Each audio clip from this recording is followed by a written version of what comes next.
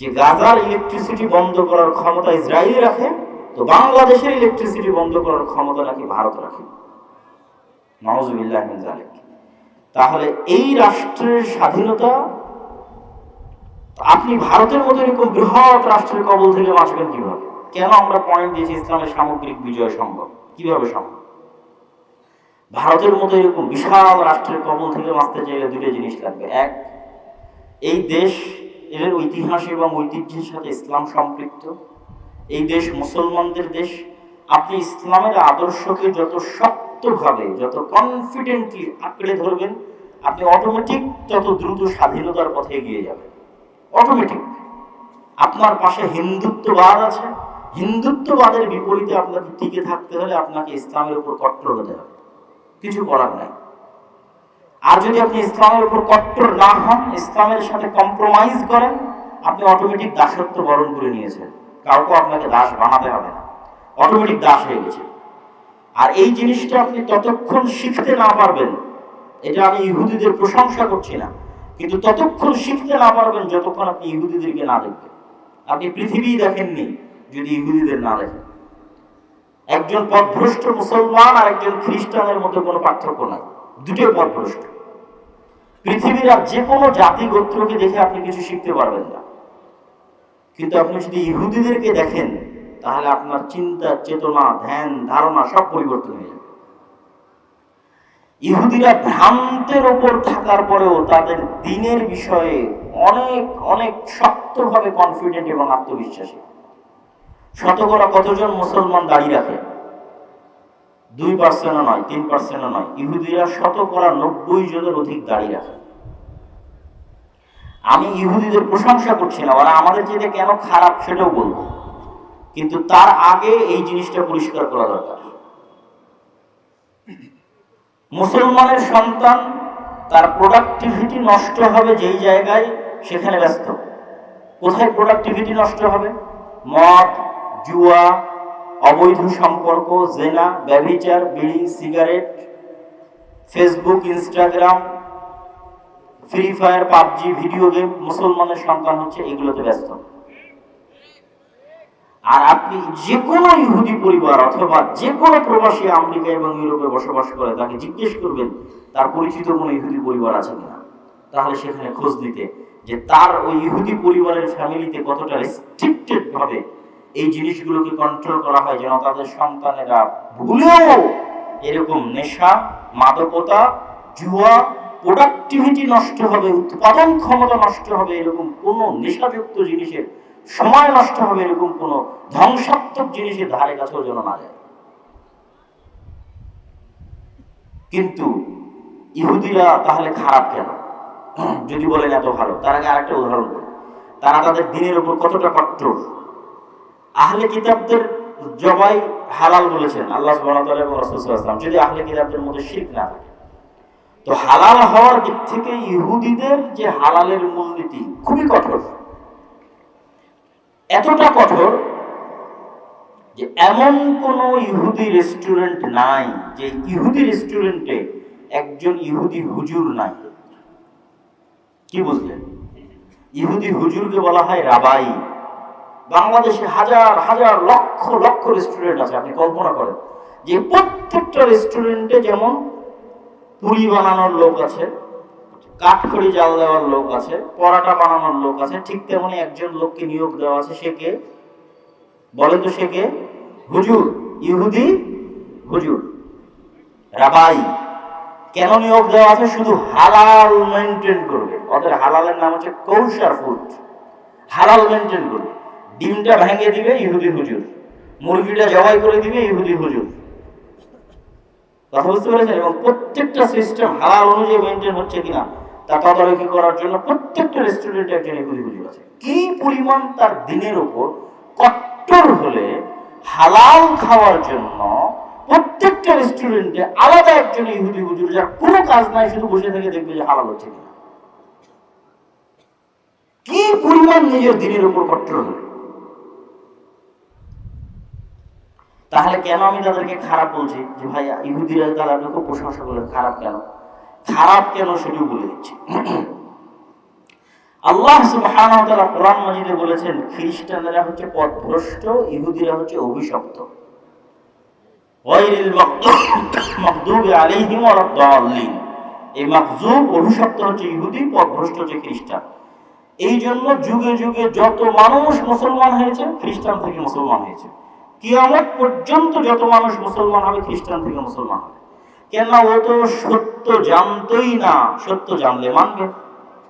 সত্য জানেই না তো কি করবে? জানলেই মানবে। এই জন্য আপনি যে কোনো খ্রিস্টানকে দ্রুত ইসলাম গ্রহণ করাতে পারবে। সত্য জানে না, জানলেই মানবে। আর মুসলমানদের সাথে ইহুদিদের পার্থক্য যে মুসলমানেরাও সত্য জানে, ইহুদিরাও সত্য জানে। মুসলমানেরাও সত্য জানে, ইহুদিরাও সত্য জানে। মুসলমানেরা চায় যে সত্য আমি জানি, এই সত্য সারা পৃথিবীর মানুষ গ্রহণ করুক। কোন মুসলমান যদি বুঝতে পারে মদ খাওয়া হারাম, তো বলবে যে আমিও মদ না খাই, পৃথিবীর একটা হিন্দুর সন্তানও যেন মদ না খায়, পৃথিবীর একটা বৌদ্ধের সন্তানও যেন মদ না খায়, পৃথিবীর একটা ইহুদির সন্তানও যেন মদ না খায়। সারা পৃথিবীর জন্য কল্যাণকামিতা। আর ইহুদিরা চাইবে, ও যদি বুঝতে পারে মদ খাওয়া খারাপ, ও চাইবে আমি মদ খাবো না, আর সারা পৃথিবীর সবাই যেন মদ খায়, তার ব্যবস্থা আমি করবো। বুঝেননি মনে হয় আমার কথা? ইহুদি যদি বুঝতে পারে সুদ খারাপ, তো ইহুদি নিজে সুদ খাবে না, কিন্তু সারা পৃথিবীর মানুষ যেন সুদ খায়, তার জন্য কি করা লাগবে তার সকল ব্যবস্থাপনা করবে। আর মুসলমান বলবে সুদ খারাপ, আমিও খাবো না, একটা হিন্দুও যেন না খায়। এই টেন্ডেন্সি কেন? মুসলমানদের ইসলাম, মুহাম্মদ সাল্লাল্লাহু আলাইহি ওয়াসাল্লামের দিন সারা পৃথিবীর সবার জন্য উন্মুক্ত। আর ইহুদিরা হচ্ছে সুপারিয়রিটি থিওরিতে বিশ্বাস করে, আমরাই একমাত্র চোজেন বাই দ্য গড, আল্লাহর কর্তৃক বাছাইকৃত সন্তান। আমরা আমাদের সারা পৃথিবীর সবাইকে আমাদের গোলাম বানাতে হবে। সারা পৃথিবীর সবার জন্ম হয়েছে আমাদের গোলামি করার জন্য। তো নেশাগ্রস্ত না হলে গোলাম কেমনে হবে? মাদকাসক্ত না হলে গোলাম কেমনে হবে? জুয়ায় আসক্ত না হলে গোলাম কেমনে হবে? অশিক্ষিত মূর্খ না হলে গোলাম কেমনে হবে? অতএব গোলাম বানাতে চাইলে ওকে সুদ খাওয়াতে হবে। সুদ নিজেই একটা গোলাম, অর্থনৈতিক আসক্ত। অতএব গোলাম বানাতে হলে তাকে মদে আসক্ত করতে হবে, জুয়ায় আসক্ত করতে হবে। ফলত তার সন্তানেরা মদ খাবে না, তার সন্তানেরা জুয়া খেলবে না, তারা নিজেরা নিজেদের মধ্যে সুদী লেনদেন করবে না, কিন্তু সারা পৃথিবীর মানুষ যেন মাদকতা, জুয়া, এলজিবিটিকিউ, নিকৃষ্ট অশ্লীলতা সকল কিছুর মধ্যে লিপ্ত থাকে, তার সকল ব্যবস্থাপনা করবে ইহুদিরা। এই জন্য আল্লাহ ওদেরকে বলেছে ওরা অভিশপ্ত, কিন্তু ওরা সত্য জানে। এই জন্য আপনি পৃথিবীর কিছুই দেখেননি যদি ইহুদিদেরকে না দেখেন। ইহুদিদেরকে দেখলে আপনি অন্তত বুঝবেন নিজের দিনের উপর কেন কট্টর হতে হবে, আর কেন বাংলাদেশের স্বাধীনতার জন্য ইসলাম লাগবে। বাংলাদেশকে যদি ভারতের কবল থেকে মুক্ত রাখতে হয়, তাহলে বাংলাদেশের মানুষকে কট্টর ইসলামপন্থী হতে হবে, কট্টর ইসলামপন্থী। আপনি যত বেশি ইসলামের উপর কঠোর হবেন, আপনি তত বেশি স্বাধীন হবেন, বাংলাদেশ হিসেবে স্বাধীন হবে। দুই, বাংলাদেশের ইতিহাস, ঐতিহ্য, সংস্কৃতির প্রতি ভালোবাসা লাগবে। আমরা বহুদিন বক্তব্য দিয়ে এসেছি, আমরা জানি না এত দ্রুত পট পরিবর্তন হবে, বাংলাদেশের ছাত্র জনতা এত দ্রুত শিখবে, কিন্তু আমি বক্তব্য দিতেই থেকেছি বাংলাদেশের ইতিহাসের উপর, যে বাংলাদেশের জন্ম 1971-এ নয়। যারা বাংলাদেশের জন্ম 1971-কে করতে চায়, তারা বাংলাদেশকে হত্যা করতে চায়। কেননা আমরা যে মানচিত্রে বসবাস করছি, এই মানচিত্রই তো আমরা 71-এ পাই না। এই মানচিত্র আমরা পেয়েছি 1947-এর 14 আগস্টে। তাহলে মানচিত্র যদি 1947-এর 14 আগস্টে পাই, তাহলে 47-এর আন্দোলন বাংলাদেশের এই মানচিত্রের ইতিহাসের সাথে সম্পৃক্ত আন্দোলন। আর 47-এর পূর্বের 190 বছরের আন্দোলন ব্রিটিশ বিরোধী আন্দোলন। ব্রিটিশ বিরোধী আন্দোলনে আমাদের দাদা পরদাদারা রক্ত দিয়েছে। এই বাংলাদেশে অসংখ্য জিহাদের কেন্দ্র ছিল ব্রিটিশ বিরোধীদের জন্য। বগুড়ার সন্ধ্যাবাড়ি, গাবতলী বিশাল বড় মার্কাজ ছিল আজ থেকে 150-200 বছর আগে ব্রিটিশ বিরোধী জিহাদের জন্য।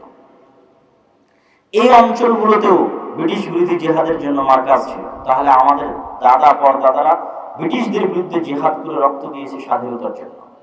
মীর নিসার আলী তিতুমিরের কথা আমরা জানি, হাজী শরীয়তুল্লাহর কথা আমরা জানি, এরকম আরো অসংখ্য বীর মুজাহিদ ব্রিটিশদের বিরুদ্ধে জীবন দিয়েছে। তার পূর্বে ছিল মুঘলদের শাসনামল, তার পূর্বে ছিল স্বাধীন সুলতানি শাসনামল।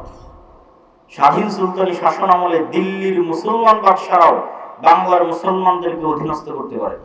তাহলে হাজার বছরের ইতিহাসকে যদি আপনি কানেক্ট না করেন, তাহলে বাংলাদেশের ইতিহাস ঐতিহ্য তৈরি হবে না।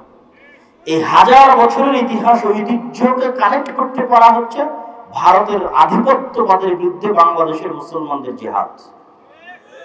এই জন্য নিজেদের ইতিহাসকে ধারণ করতে হবে, নিজেদের ইতিহাসকে শিখতে হবে। সম্মানিত উপস্থিতি, সামগ্রিকভাবে ইসলামের বিজয় সম্ভব কয়েকভাবে। এখানে বিস্তারিত লেখা আছে আল ইসলামের সম্পাদকীয়তে। 4টা পয়েন্ট এখানে তুলে ধরা আছে। ব্যাপক দাওয়াতি কাজ করা, সমাজ ও দেশের সাথে সম্পৃক্ত থাকা, শক্তিশালী প্রতিষ্ঠান তৈরি করা, কলোনিয়াল গোলামীর মাইন্ড সেটআপ থেকে বের হয়ে আসা। এই প্রত্যেকটা পয়েন্টের উপর সংক্ষিপ্ত ব্যাখ্যা করে বক্তব্যের শেষের দিকে চলে যাব। ব্যাপক দাওয়াতি কাজ কেন বললাম? আজকে এখন যদি আল্লাহ সুবহানাহু ওয়া তাআলা কাউকে নবী করে পাঠাতেন, তো নবীর কাজ কি হতো বলেন? কি হতো জোরে বলেন তো? দাওয়াত দেওয়া। প্রত্যেক নবীকে আল্লাহ দাওয়াত দিয়ে তৎকালীন রাষ্ট্রনেতার কাছে পাঠিয়েছে, ছোটখাটো কারো কাছে পরে। ইব্রাহিম আলাইহিস সালাম ডাইরেক্ট হিট করেছে নমরুদকে। মুসা আলাইহিস সালাম সরাসরি হিট করেছে তৎকালীন সর্বোচ্চ শৈর শাসক ফেরাউনকে। আর মুহাম্মদ সাল্লাল্লাহু আলাইহি সাল্লাম হিট করেছে তৎকালীন মক্কার কাফের মুশরিকদের সর্দার আবু জাহাল, আবু লাহাবকে। তো দাওয়াতের কোনো বিকল্প নাই। দাওয়াত আগেও ছিল, এখনো আছে, ভবিষ্যতেও থাকবে। নূহ আলাইহিস সালাম 950 বছর দাওয়াত দিয়েছে। এখানে গ্রাউন্ড তৈরি করতে হবে। এখানে যদি আপনি ইসলামকে সামগ্রিকভাবে বিজয় করতে চান, তাহলে গ্রাউন্ডে যদি কাজ না করেন, মানুষের মানসিকতা যদি তৈরি না হয়, তাহলে এখানে ইসলাম ক্ষমতা এসেও টিকতে পারবে না। আর গ্রাউন্ড প্রস্তুত করার জন্য দাওয়াতি কাজের কোনো বিকল্প নাই। এই জন্য প্রত্যেক মানুষকে মনে করতে হবে, কুনতুম খায়রা উম্মাতিন উখরিজাত লিন-নাস তা'মুরুনা বিল মা'রুফ ওয়া তানহাউনা আনিল মুনকার। তোমরাই সর্বশ্রেষ্ঠ উম্মত, তোমাদেরকে আল্লাহ দায়িত্ব দিয়েছেন নবীর অবর্তমানে দাওয়াতি কাজ করার জন্য। সৎ কাজের আদেশ দিবে, অসৎ কাজে বাধা দিবে। এটা সকল মুসলমানের জিম্মেদারি, সৎ কাজে আদেশ দেওয়া, অসৎ কাজে বাধা দেওয়া। আমাদের দাওয়াত কেন কাজে লাগে না? আমাদের দাওয়াত কাজে না লাগার সবচেয়ে বড় কারণ হচ্ছে আমাদের দাওয়াতের সাথে ইখলাস থাকে না, আমাদের দাওয়াতের সাথে সবর থাকে না, আমাদের দাওয়াতের সাথে উত্তম আচরণ থাকে না। ইখলাস থাকে না বলতে, আমরা যদি ডক্টর ইউনূসের কাছে দাওয়াত নিয়ে যাই, তবুও আমার কোনো না কোনো স্বার্থ আছে। গত 16 বছর যত আলেম ওলামা সরকারের কাছে গেছে, কোনো না কোনো স্বার্থ ছিল। কারো কাজের দরকার, কারো চাকরির দরকার, কারো মসজিদে ইমামতির দরকার, কারো মুয়াজ্জিনের দরকার, কারো মাদ্রাসার সহযোগিতার দরকার। কেউ নিঃস্বার্থভাবে ইসলামের দাওয়াত নিয়ে যায়। তো প্রথম কি করতে হবে? ইখলাসের সাথে নিঃস্বার্থভাবে, আপনার কাছে কিছু চাই না, একমাত্র ইসলামের রিপ্রেজেন্টেটিভ হিসেবে দাওয়াত নিয়ে যেতে হবে। 2 নাম্বার হচ্ছে সবর লাগবে, ধৈর্য লাগবে, উত্তম আচরণ লাগবে। ফেরাউনের মতো কাফেরের সাথে মুসা আলাইহিস সালাম যদি উত্তম আচরণ করে, তাহলে আমরা আমার আরেক মুসলিম ভাইকে কাফের, মুশরিক, বেদাতি বলে যদি গালি দেই, তাহলে দাওয়াত হবে? কোশ্চেন কেন দাওয়াত হবে না? এই খারাপ আচরণ থেকে বের হয়ে আসতে হবে। 2 নম্বর পয়েন্ট নির্ধারণ করা আছে সমাজ ও দেশের সাথে সম্পৃক্ত থাকা। আমাদের নবী মুহাম্মদ সাল্লাল্লাহু আলাইহি ওয়াসাল্লাম গবেষকও ছিলেন না, লেখকও ছিলেন না। কেন? তিনি পড়াও জানতেন না, লেখাও জানতেন না। আল্লাহর পক্ষ থেকে কোরআন অবতীর্ণ হতো, সেই কোরআনের জ্ঞান মানুষের মধ্যে ছড়িয়ে দেওয়ার জন্য মানুষের সাথে সম্পৃক্ত থাকতেন। সমাজের মানুষের দুঃখ, কষ্ট, সুখ, দুঃখ প্রত্যেকটা জিনিসের সাথে সম্পৃক্ত। কার বাড়িতে মারা গেল, কার বিয়ে হলো, কে অসুস্থ হলো, প্রত্যেকটা মানুষের খোঁজ নিতেন। আর আমরা আলেম ওলামারা মাদ্রাসার 4 দেওয়ালের মধ্যে সীমাবদ্ধ, মসজিদের ইমামতি খুতবার মধ্যে সীমাবদ্ধ, লেখালেখি গবেষণার মধ্যে সীমাবদ্ধ, লাইভ ভিডিও বক্তব্যের মধ্যে সীমাবদ্ধ। সমাজের সাথে আমাদের কোনো সম্পর্ক নেই। সমাজের সাথে সম্পর্কবিহীন অবস্থায় আপনি কোশ্চেন কালো ইসলামকে সামগ্রিকভাবে বিজয়ী করতে পারবেন না। আফগানিস্তানে আজকে ইসলাম ক্ষমতায় এসেছে কিভাবে? আফগানিস্তানে ইসলাম ক্ষমতায় আসার যদি আপনি 2টা মূলনীতি দেখেন, তাহলে যেটা দিয়ে বক্তব্য শুরু করেছিলাম, যে ন্যায়পরায়ণতা, সত্যবাদিতা। আমাদের মুসলমানদের সবচেয়ে বড় সমস্যা হচ্ছে আমরা ন্যায়পরায়ণতা আর সত্যবাদিতায় পিছিয়ে আছি। নামাজ কিন্তু অনেকেই পড়েন, পর্দাও মা বোনেরা অনেক রাখেন, কিন্তু সত্যবাদী এবং ন্যায়পরায়ণ হওয়াতে পিছিয়ে আছি। আর দলিল কোথায় আপনাকে দিই। রাসূলুল্লাহ সাল্লাল্লাহু আলাইহি ওয়াসাল্লাম বলেন, আরবাউন মান কুন্না ফীহি, চারটা বৈশিষ্ট্য যার মধ্যে থাকবে ও খাঁটি নির্ভেজাল মুনাফিক। চারটা বৈশিষ্ট্য যার মধ্যে থাকবে ও খাঁটি নির্ভেজাল মুনাফিক। সেখানে রাসূল সাল্লাল্লাহু আলাইহি ওয়াসাল্লাম বলেননি যে পর্দা করলো না সে মুনাফিক, যে অবৈধ সম্পর্কে লিপ্ত হলো সে মুনাফিক, যে মদ জুয়া লিপ্ত হলো সে মুনাফিক। এগুলো খারাপ, কিন্তু এগুলোর চাইতেও ভয়ঙ্কর খারাপ কি? এগুলোর চাইতেও ভয়ঙ্কর খারাপ হচ্ছে কথা বললে মিথ্যা বলা। এগুলোর চাইতেও ভয়ঙ্কর খারাপ হচ্ছে আপনাকে কোনো কিছু আমানত দেওয়া হলো আপনি তার খেয়ানত করলেন। OC, DC, SP, sub registrar, AC land অধিকাংশ দায়িত্বশীল তাদের পদের আমানতের সাথে খেয়ানত করে। অথচ সবাই দেখবেন এরকম বড় বড় জালসার প্রধান অতিথি, বিশেষ অতিথি, দানবীর, কোটি টাকার মালিক, অথচ নিজ নিজ দায়িত্বের জায়গায় আমানতের সাথে খেয়ানত করতেছে। তাহলে ইসলামকে তারা কি বানিয়েছে? ইসলামকে তারা নিজেদের মুনাফিকি ঢাকার জন্য আমলের অস্ত্র বানিয়েছে। বলে আমি অনেক বড় হাজি, তুমি তো পাক্কা মুনাফিক। কিন্তু হজ করেছে কেন? মুনাফিকি ঢাকার জন্য। ও তো ওসি হিসেবে, ডিসি হিসেবে কোটি কোটি টাকা ঘুষ নিয়েছে। তো যদি কোটি কোটি টাকা ঘুষ নিয়ে থাকে, তার দায়িত্বের সাথে খেয়ানত করে থাকে, তো মুনাফিক। তো আর মুনাফিকি ঢাকার জন্য মানুষ যেন মুনাফিক না বলে, এই জন্য একটা আমল বাহ্যিক দেখিয়েছে। সে আমলটা হচ্ছে হজ। বাহ্যিক আমল দেখাতে গিয়ে প্রশ্ন ফাঁসের টাকা মসজিদে দান করেছে, করেনি? করেছে। কেন? সে ইসলাম বুঝেই না। তাদের কাছে ইসলামের এই ন্যায়পরায়ণতা এবং সত্যবাদিতার এই মানদণ্ডের মাপকাঠির কোনো গুরুত্ব নেই। আপনাদেরকে আজকে বলে যাই, যদি আপনারা ইসলামকে সামগ্রিকভাবে বিজয় করতে চান, জান্নাতে যেতে চাইলে সালাত তাওহীদ যথেষ্ট। জান্নাতে যেতে চান, সালাত তাওহীদ যথেষ্ট। যদি বলেন আমি দুনিয়ার মানুষকে নেতৃত্ব দিব, পৃথিবীকে নেতৃত্ব দিব, বাংলাদেশকে নেতৃত্ব দিব, মুখে বলতে হবে সত্য, কাজে করতে হবে ন্যায়। আপনি মসজিদ, মাদ্রাসা, জালসা, সম্মেলন, সকল জায়গায় ইসলামী দল, ইসলামী সংগঠন, সালাত, সিয়াম, হজ, যাকাত সবকিছু আছে। সত্যবাদিতার অভাব আছে, ন্যায়পরায়ণতার অভাব আছে। ইসলামী দলের নেতা, ইসলামী দলের আমির তাকে পদ দিয়েছে যে তার বেশি চামচামি করেছে। যে চামচামি করতে পারেনি সে যোগ্য কর্মী হলেও তাকে মূল্যায়ন করে। যত জায়গায় বিভেদ আছে, মাদ্রাসার সাথে মাদ্রাসা, দলের সাথে দলের, প্রত্যেক বিভেদের মূলে আকীদা, মাসলা, মাসাইল নাই, ন্যায়পরায়ণতা আছে, সত্যবাদিতার অভাব আছে। এই কারণে বিভেদ তৈরি হয়। তো যে সামান্য একটা মাদ্রাসার মধ্যে ন্যায়পরায়ণতা প্রতিষ্ঠা করতে পারেনি, সামান্য একটা মসজিদে ন্যায়পরায়ণতা, ন্যায় বিচার প্রতিষ্ঠা করতে পারেনি, নিজ বাড়িতে পারেনি, ওকে আল্লাহ রাষ্ট্রের দায়িত্ব দিবে?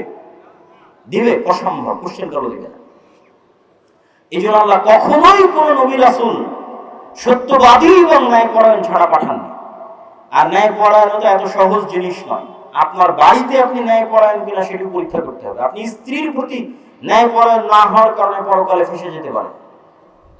আপনি সম্পত্তি বন্টনের সময় আপনার বোনকে কম দামি জমি, যেখানে কম আবাদ হয়, পানিতে ডুবে থাকে, ওই জমি দিয়ে দিয়েছেন, আর যেটা ভালো দামি জমি বাজারের উপর, সেই জমি আপনি নিয়ে নিয়েছেন। আপনি হচ্ছেন দুর্নীতিবাজ, চোর। আপনাকে অন্তত আল্লাহ দেশ, রাষ্ট্র, সমাজের দায়িত্ব এই ধরনের মুসলমানকে আল্লাহ সুবহানাহু ওয়া তাআলা আল্লাহর দয়ায় দিবেন না। ন্যায়পরায়ণতা অনেক কঠিন জিনিস। যে পরিবারে ন্যায়পরায়ণ, সমাজে ন্যায়পরায়ণ, মসজিদে, মাদ্রাসায়, নিজ দায়িত্বে, পদে ন্যায়পরায়ণ, এরকম যে কোনো একদল মানুষের হাতে আল্লাহ রাষ্ট্র ক্ষমতা দিয়ে দিবে আল্লাহর দয়ায়। তাহলে সামগ্রিকভাবে ইসলামকে বিজয় করতে চাইলে ব্যাপক দাওয়াতি কাজ করতে হবে, সমাজ দেশের সাথে সম্পৃক্ত থাকতে হবে, শতভাগ ন্যায়পরায়ণ, সত্যবাদী, আমানতদার হতে হবে। 4 এবং 5 নম্বর পয়েন্ট, আপনারা অধৈর্য হবেন না। আমি জানি অনেক লম্বা সময় বসে আছেন, আমারও ইচ্ছা ছিল আরো আগে ওঠার, কিন্তু আপনাদেরকে আমি দীর্ঘক্ষণ দাঁড়িয়ে রাখতে চাই না। কিন্তু বক্তব্য যতক্ষণ চলতেছে ততক্ষণ আপনারা ধৈর্য ধরেন। আশা করি এই বক্তব্যে আপনাদের পরবর্তী প্রজন্মের কোনো না কোনো উপকার হবে। আর যেহেতু বক্তব্য দীর্ঘায়িত করব না, সেহেতু কিছুক্ষণ অপেক্ষা করতে আশা করি আপনাদের কষ্ট হবে না। বক্তব্য শেষ হলেই তখন ওঠার চেষ্টা করি। আর 2টা পয়েন্ট বাকি আছে। এক, কলোনিয়াল মাইন্ড সেটআপ থেকে বের হওয়া। কলোনি মানে ঔপনিবেশিক। যারা হয়তো বুঝবেন না তাদের সহজ ভাষায় বলি, ইংল্যান্ড যে আমাদের 190 বছর শাসন করেছে, এটাকে বলা হয় আমরা ইংল্যান্ডের কলোনি ছিলাম, তাদের উপনিবেশ ছিলাম, তাদের গোলাম এবং দাস। এই কলোনিয়াল সিস্টেমে সারা পৃথিবীর অধিকাংশ মুসলিম দেশ ইউরোপের কলোনি ছিল। আফ্রিকার প্রায় সকল মুসলিম দেশ ইতালি, ফ্রান্স, স্পেনের কলোনি ছিল। তো আমরা যেহেতু 190 বছর ব্রিটিশের গোলামি করেছি, এই জন্য আমাদের রক্তের মধ্যে হিংসা, বিদ্বেষ, মিথ্যা, ধোঁকা ঢুকে গেছে। এত সহজে ওই মিথ্যা, ধোঁকা, দুর্নীতি থেকে বের হওয়া খুব কঠিন। তো এই কলোনিয়াল মাইন্ড সেটআপ আমরা নিজের অজান্তে বহন করি। নিজের অজান্তে কিভাবে বহন করি? ইহুদিদের নিজেদের দিনের উপর শতভাগ কনফিডেন্ট। ওকে, একবারও কোনো ইহুদির মাথায় চুল পরিমাণও আসে না যে আমি দাড়ি রাখবো তো মানুষ কি বলবে। এটা আপনি ইহুদি সমাজে গেলে বুঝতে পারবেন। এক সেকেন্ডের জন্য আসে না, এতটা কট্টর। অথচ আমাদের মা এবং বোনেরা যদি পর্দাও করতে যায়, তবুও 10 বার তার মাথার মতো ভাবে মানুষ কি বলবে, সমাজে কি বলবে। ওর তো টিকটকে লাখ লাখ ভিউ হয়ে গেল, আমার তো ভিউ না। এই যে সৌন্দর্যের অসম প্রতিযোগিতা, এই আল্লাহ সুবহানাহু ওয়া তাআলা পর্দার বিধান কেন দিয়েছে? মা এবং বোনদেরকে এই ধরনের ফ্রাস্ট্রেশন, হতাশা থেকে বাঁচার জন্য। সবাইকে তো আল্লাহ সুন্দর করে তৈরি করবে না, কিন্তু আপনি যদি সৌন্দর্যের প্রতিযোগিতা শুরু করেন, তাহলে যেই সমস্ত মেয়েদের চেহারা আল্লাহ সুন্দর করেনি তারা হতাশ হয়ে যাবে। একজনের টিকটকে লক্ষ লক্ষ ভিউ হচ্ছে, আর একজনের একটাও ভিউ হয় না, সে তো আত্মহত্যা করবে এবং করছেও। তাহলে এই যে সৌন্দর্যের অসম প্রতিযোগিতা, এটা মনের মধ্যে কি নিয়ে আসে? হেজিটেশন, দ্বিধা, দ্বন্দ্ব। কিন্তু আপনি যদি নিজের দিনের উপর শক্ত, অটল, কট্টর হতেন, আমি আব্দুল্লাহ কি বলছি সেটার জন্য নয়, আর এক পুরুষ আপনার জন্য কি ভাবছে, কি বলছে সেটার জন্য নয়, সমাজের মানুষ কি বলবে তার জন্য নয়, দেশের মানুষ কি বলবে, শ্বশুর বাড়ির লোক কি বলবে তার জন্য নয়, আপনিও আল্লাহর গোলাম, আমিও আল্লাহর গোলাম। আল্লাহর গোলাম হওয়ার দিক থেকে একজন নারী আর একজন পুরুষ সমান। ইয়া আইয়ুহান নাস উবুদু রাব্বাকুম আল্লাযী খালাকাকুম মিন নাফসিন ওয়াহিদা। হে দুনিয়ার মানুষ, তোমরা ইবাদত করো ওই আল্লাহর, যিনি তোমাদেরকে সৃষ্টি করেছেন একজন নারী এবং একজন পুরুষ থেকে। ওয়াবাসসা মিনহুমা রিজালান কাসীরা, আর একজন নারী এবং পুরুষ থেকে সারা পৃথিবীর সব মানুষকে আল্লাহ সুবহানাহু ওয়া তাআলা সৃষ্টি করেছেন। তো আল্লাহর গোলাম হওয়ার দিক থেকে একজন নারী আর একজন পুরুষ সমান। তো আল্লাহর আদেশ হচ্ছে আপনাকে পর্দা করতে হবে। মানুষ কি বললো সেটা ম্যাটার করে না, সমাজের মানুষ কি বললো সেটা ম্যাটার করে না। আপনি আল্লাহর আদেশ মানতে গিয়ে আপনি নিজেকে পর্দার আড়ালে রাখবেন, নিজেকে আল্লাহ সুবহানাহু ওয়া তাআলার আদেশের সামনে মাথা নত রাখবেন, সালাত আদায় করবেন। আপনাকেও মরতে হবে, একজন নারীকেও মৃত্যুবরণ করতে হবে, একজন পুরুষকেও মৃত্যুবরণ করতে হবে। এখানে নারী এবং পুরুষের দ্বন্দ্বের কিছু নাই। সম্মানিত উপস্থিতি, তো যেটি বলছিলাম, কলোনিয়াল মাইন্ড সেটআপ, নিজের অজান্তে আমরা ঔপনিবেশিক গোলামি বহন করি। তার দুই একটা উদাহরণ বলি। ইংরেজি যে জানে তাকে আমরা কেন স্মার্ট মনে করি? আমি ইংরেজি জানাকে নিরুৎসাহিত করছি না, জানতে হবে। যুগে পৃথিবীতে ইংরেজি চলতেছে, কিন্তু আমি যখন ইংল্যান্ড থেকে স্পেনে প্রবেশ করলাম, ইতালিতে গেলাম, ফ্রান্সে গেলাম, স্পেনের এমনও এয়ারপোর্ট পেয়েছি যে এয়ারপোর্টে এক্সিট কথাটাও ইংরেজিতে লেখা নাই। এয়ারপোর্টের দায়িত্বশীল কর্মকর্তা পর্যন্ত ভালো মতো ইংরেজি জানে না। কেন? স্প্যানিশরা জাতিগত হিসেবে আত্ম অহমিকা আছে, ইতালির জাতিগত আত্ম অহমিকা আছে, ফ্রান্স জার্মানির জাতিগত আত্ম অহমিকা আছে। আমি ফ্রান্সের মানুষ, আমি ইংল্যান্ডের ইংরেজি শিখবো, এটা ওদের জন্য অপমান কর। আমি স্পেনের মানুষ, ইংল্যান্ডের ইংরেজি শিখবার জন্য অপমান কর। তখন আপনি বুঝবেন যে একটা জাতি যদি গোলাম হয় তার মন মানসিকতা কেমন হয়, আর একটা জাতি যদি স্বাধীন হয় তার মন মানসিকতা কেমন হয়, তখন তুলনা করতে পারবে। তো এটা মিলবে কোথায় গিয়ে? আরো মিলবে ওই যে আফ্রিকার মুসলিম দেশগুলো আছে, ওই মুসলিম দেশগুলোরও সেকেন্ড ল্যাঙ্গুয়েজ ফরাসি। তাহলে হাজার হাজার কিলোমিটার দূরে বাংলাদেশ, পাকিস্তান, ভারতের সেকেন্ড ল্যাঙ্গুয়েজ ইংরেজি, আর হাজার হাজার কিলোমিটার দূরে আফ্রিকার এক মুসলিম দেশের সেকেন্ড ল্যাঙ্গুয়েজ ফরাসি। কেন? ওই আফ্রিকার মুসলিম দেশ ছিল ফ্রান্সের গোলাম, এরা ছিল ইংল্যান্ডের গোলাম। এই হলো কলোনিয়াল ঔপনিবেশিক শাসন ব্যবস্থা। 200 বছর চলেছে, ওইটার গোলামি আমরা বহন করে বেড়াই আমাদের রক্তের মধ্যে, মনের মধ্যে, নিজের অজান্তে। এই জন্য কেউ যখন প্যান্ট শার্ট পরে ওকে একটু স্মার্ট লাগে, যে পাঞ্জাবি পরে মাথায় টুপি দেয় ওকে আনস্মার্ট লাগে। আসলে কাপড়ে কোনো স্মার্টনেস আনস্মার্টনেস নাই, কিন্তু ওই যে 190 বছরের গোলামি রক্তের মধ্যে ঢুকে আছে, তার প্রভাব। এই কলোনিয়াল মাইন্ড সেটআপ থেকে যতদিন বের না হতে পারবেন এবং নিজের দিনের উপর কট্টর না হতে পারবেন, ততদিন স্বাধীন হতে পারবেন না। আর সর্বশেষ পয়েন্ট 5 নাম্বার, শক্তিশালী প্রতিষ্ঠান। এই যে শুনলেন ভোটের কথা, এরকম লক্ষ কোটি ভোটারের কোনো দাম নাই, লক্ষ কোটি ভোটারের কোনো ভ্যালু নাই। পঙ্গপালের মতো গণ্য করা হয় লক্ষ কোটি ভোটারকে। 16 বছর ভোটারের কোনো ভ্যালু ছিল? কোনো ভ্যালু ছিল। আর আসলে প্রকৃত অর্থে ভ্যালু নাই। এখন যারা ক্ষমতায় আসছে তারা কি কারো ভোট নিয়ে ক্ষমতায় এসেছে? আসেনি। তো ভোট নিয়ে ক্ষমতায় আসেনি তো কিসের ভিত্তিতে এসেছে? ওদের শক্তিশালী প্রতিষ্ঠান আছে, শক্তিশালী প্রতিষ্ঠান। ব্র্যাক একটা শক্তিশালী প্রতিষ্ঠান, গ্রামীণ ব্যাংক একটা শক্তিশালী প্রতিষ্ঠান, প্রথম আলো, ডেইলি স্টার এগুলো শক্তিশালী মিডিয়া, মানবাধিকার সংস্থা অধিকার শক্তিশালী প্রতিষ্ঠান। যখন রাষ্ট্র অকার্যকর হয়ে গেছে তখন এই শক্তিশালী প্রতিষ্ঠানগুলোর কাছে অটোমেটিক ক্ষমতা চলে গেছে। তখন আর এই লক্ষ কোটি ভোটারকে এগুলো গণার সময় থাকে না। কিন্তু এই লক্ষ কোটি ভোটারের কোনো শক্তিশালী প্রতিষ্ঠান নাই। এখানে যে কোটি কোটি মুসলমানদের প্রতিনিধিত্ব, কোটি কোটি মুসলমানদের দল, ইসলামপন্থী অন ইসলামিক সকল দল আছে, তাদের প্রতিনিধিত্ব করবে এরকম না শক্তিশালী মিডিয়া আছে, তাদের প্রতিনিধিত্ব করবে এরকম না শক্তিশালী কোনো মানবাধিকার সংস্থা আছে, না অর্থনৈতিক প্রতিষ্ঠান আছে, নাই। তাহলে আমরা কি চিন্তা করি? আমরা মুসলমানরা চিন্তা করি শর্টটার্ম, এখনই আজকে আমাকে ক্ষমতায় যেতে হবে, এখনই আজকে যদি ক্ষমতায় যেতে চান তো কালকেই পতন হবে। তাহলে আপনাকে চিন্তা করতে হবে 100 বছর পর আমি ক্ষমতায় যাব, 50 বছর পর আমি ক্ষমতায় যাব, কিন্তু যেই দিন ক্ষমতায় যাব সেই দিন কেউ আমাকে সরাতে পারবে না। এটা হলো ইসলামের স্ট্র্যাটেজি। ইসলাম ক্ষমতায় যেতে চায় স্থায়ী ভাবে, আমি যাব আবার 5 বছর পর আমাকে কেউ সরাবে, ওইভাবে ইসলাম ক্ষমতায় যাওয়ার জন্য আসে। তাহলে আপনাকে 50 বছরের প্ল্যান ঠিক করতে হবে, 100 বছরের প্ল্যান ঠিক করতে হবে। সেই প্ল্যান কি হবে? আগের যেগুলো বলেছি সেগুলো, তার সাথে শেষ যুক্ত হবে শক্তিশালী প্রতিষ্ঠান থাকতে হবে, শক্তিশালী মুসলমানদের প্রতিনিধিত্ব করবে এরকম মিডিয়া থাকতে হবে। বক্তব্যের শেষের দিকে চলে এসেছি, ক্লান্ত হওয়ার কিছু নাই, উঠার কিছু নাই, অধৈর্য হওয়ার কিছু নাই। তাহলে আপনাদের জন্য দিক নির্দেশনা কি? যারা আপনারা বিভিন্ন দিক থেকে এখানে অংশগ্রহণ করেছেন, উপস্থিত হয়েছেন, আপনাদের জন্য প্রথম এবং শেষ দিক নির্দেশনা হচ্ছে যে আমাদেরকে ভারতের দাসত্ব থেকে মুক্তি দরকার। যদি আমরা চাই যে আমরা পরবর্তী গাজা হব না, আমাদের পরবর্তী প্রজন্ম গাজা হবে না, তাহলে ওই দাসত্ব থেকে মুক্তি চাইলে আপনাদেরকে শক্তভাবে, কট্টরভাবে ইসলামপন্থী হতে হবে।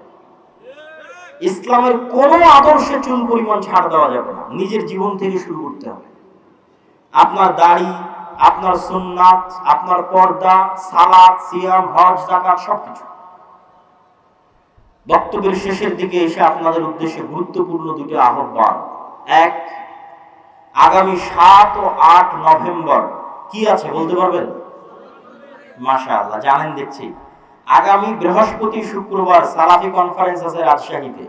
সৌদি আরবেরই অন্তত 5 জন আলেম উপস্থিত থাকবে ইনশাআল্লাহ। বাংলাদেশের ইতিহাসের ব্যতিক্রমধর্মী ঘটনা, এরকম ব্যাপক দাওরা ইলমিয়া 1 সপ্তাহ ব্যাপী সৌদি আরবের বিভিন্ন বিশ্ববিদ্যালয়ের আলেম ওলামা আসবে।